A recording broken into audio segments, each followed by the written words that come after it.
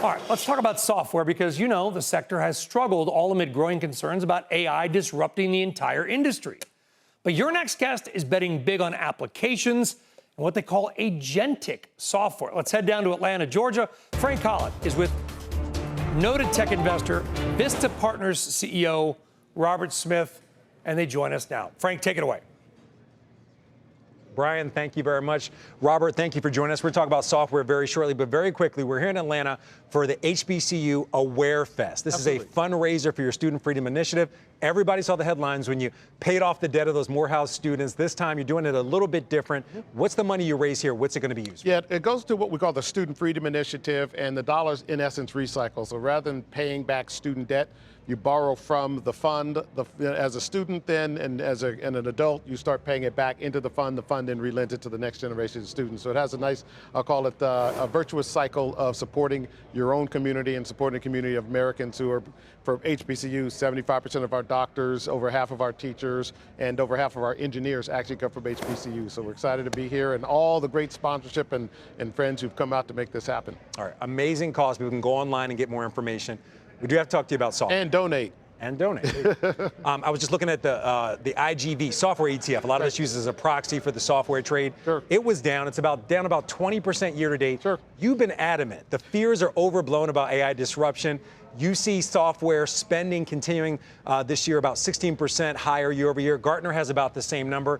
What's the disconnect? What is going on in the public market? It's a difference between, call it sentiment and reality, is the fact of the matter. Software has actually gone through, anytime there's a new introduction of technology, it goes through some dynamic of disruption. In fact, we've had 9 dislocations similar to this, 26% reduction in the ICV index over the period of time. The last one, if you recall, the last major one was when the introduction of this thing called AWS. Everyone said, oh, SaaS, this is going to eliminate, this AWS is going to eliminate what enterprise software companies do, and actually ushered in the greatest expansion, because these technologies are enablers for certain software companies. That doesn't mean some may go away, might not go away, but in essence, if you have, I call it sovereignty and dominion over workflows and data sets, these probabilistic systems can be very effective in driving certain amounts of processing the data, but enterprise software delivers deterministic outcomes. So you need the scaffolding of these enterprise software workflows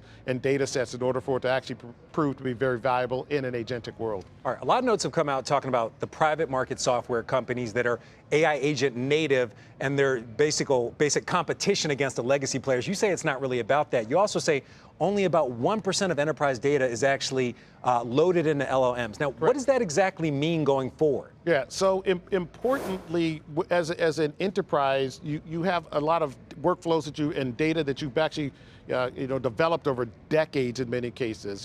Insurance companies don't have their data published on the web or in public information, so the LLMs aren't training on them, or the foundational models aren't training on them. And so one of the things that actually Satya Nadella said in Davos last year was, what people are going to need to focus on in 2026 is, are they leaching enterprise value by taking their data to these models?